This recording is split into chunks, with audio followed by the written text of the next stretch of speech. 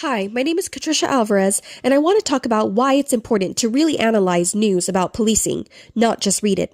Many times we hear about cases where Black and Hispanic people are treated unfairly by the police, but if we don't look deeper, we might miss the bigger picture. For example, the U.S. Justice Department found that Memphis police use excessive force in an article written about policing. In other words, they are hurting people more than necessary, and the people that have the highest percentage of having excessive force used against them are Blacks. This is a huge problem because police are supposed to protect the public, not harm them.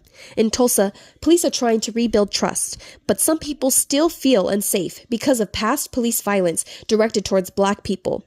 And when Tyree Nichols, a Black man, was killed by police in Memphis, it showed how serious this issue is.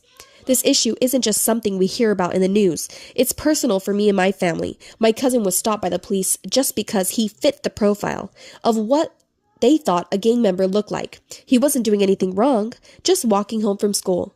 But because he had a shaved head and baggy pants, they questioned him about being involved in a recent apartment burglary, even though they had nothing to go on. Another time, my uncle was pulled over and questioned aggressively by having his head slammed on the hood of his car and asked what he was doing in a predominantly white neighborhood just because he had tattoos and driving a lowrider car, even though he had never been involved in any gang activity or trouble with the police. They thought he was up to no good. For Hispanic and Black people, just looking a certain way can make you a target to police.